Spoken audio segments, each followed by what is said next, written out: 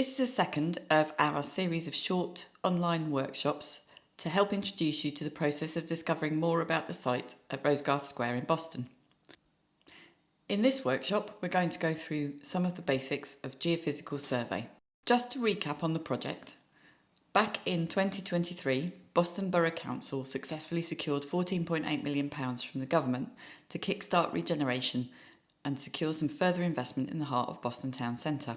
This involves building a new public park spanning the area between the river and the Len Medlock Centre, which will have new green spaces, pedestrian routes, artwork and other features for everybody to enjoy in a safe and accessible way.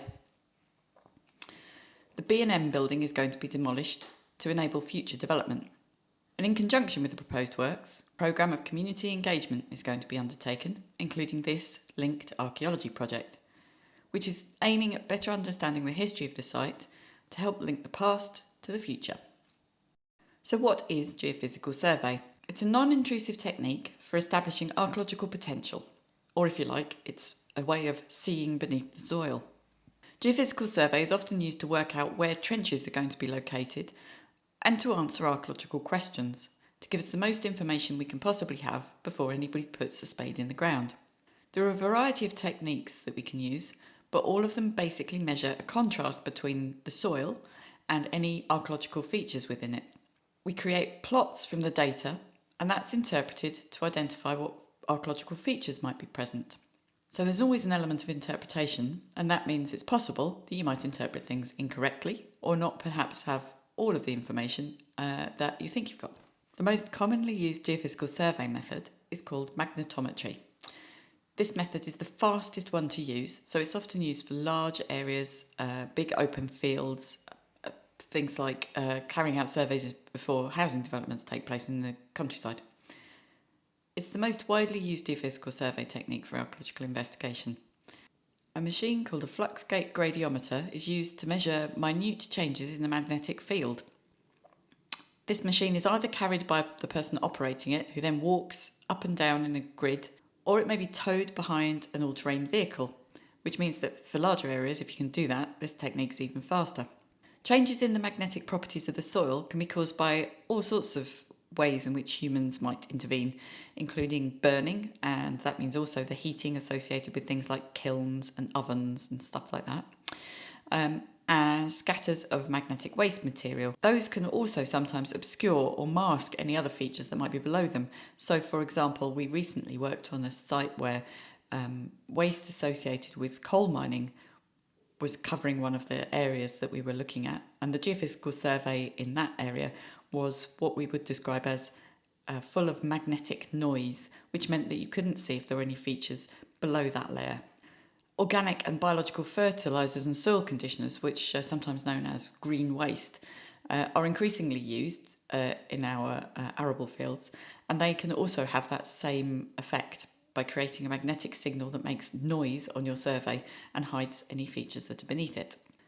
The survey will pick up anomalies or define differences in the data where buried features like ditches and pits or structures like walls might exhibit different magnetic properties to the surrounding soil. The survey may also pick up things like areas where there's lots of metalworking waste or, as I said before, areas where burning has taken place. The differences may be because the soil that's filled in a ditch is more magnetic than the ground surrounding it, or perhaps because the rocks or the bricks used to construct a wall and that they have an increased magnetic signature compared with the soil. The next method we'll look at is called Resistivity Survey. And this method measures the differences in the moisture content of the ground by passing a small electric current through via probes and measuring the resistance or the conductivity, depending on how you want to look at it. This method is good at locating ditches where the soil that fills them in is good at retaining water, and also it's good at identifying structures where the stone or bricks of the walls and floors retain very little water compared to the surrounding soil. It's that contrast that is the important thing. The amount of water in the ground is going to affect the success of this method. If it's too wet or it's too dry, there isn't enough of a contrast between the anomalies, the archaeological features, and the soil. And that means that you can't then get a good signal and collect good data.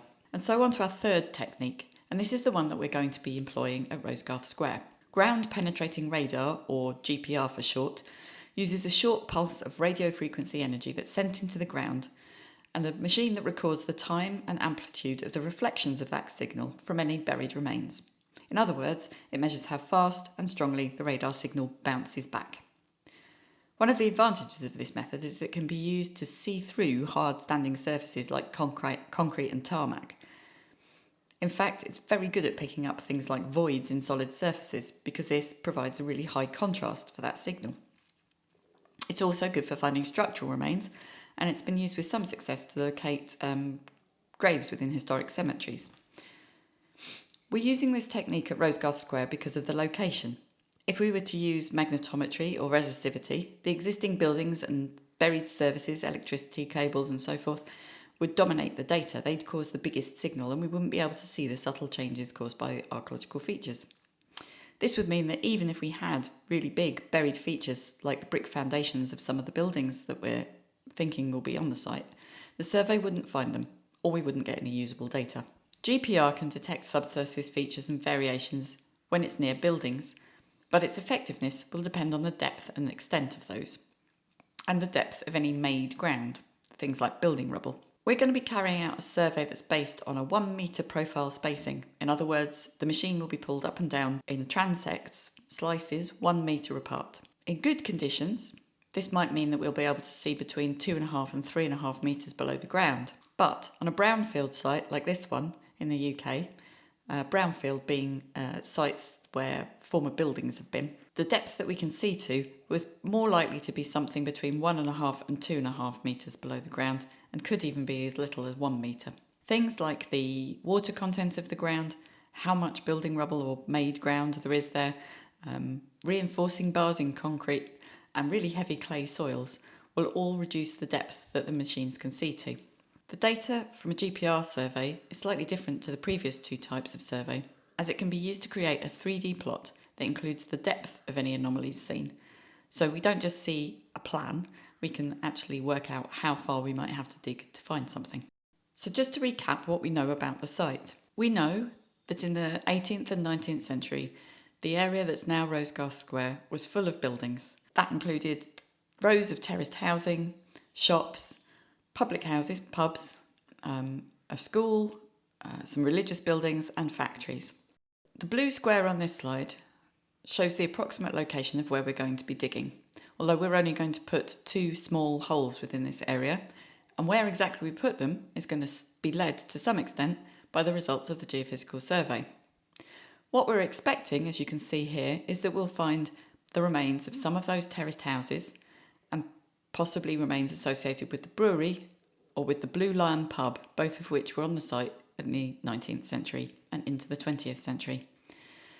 What we don't yet know is how much will be left, and we don't know how much that might have been buried by landscaping and demolition rubble when this area was cleared in the 1960s and 1970s. It's possible that what we'll actually find is lots and lots of brick and bits and pieces from pulling those buildings down, in which case we may not be able to dig very far into the ground. The GPR survey is going to help us understand how far we might have to dig down and how much rubble we might encounter. And that way we can plan to make sure that everybody on site gets a good experience of digging. If you would like to come and volunteer to join the excavation, then we're going to be opening the site up on the 19th of October, and the site will be closed down completely on the 2nd of November.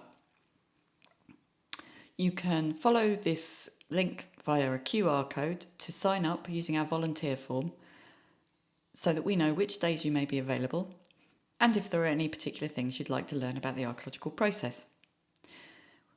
We are expecting that it will probably be quite wet, so you will need to come dressed suitably for site. But anybody who signs up will be given more information about what we expect and what we'll be providing to you.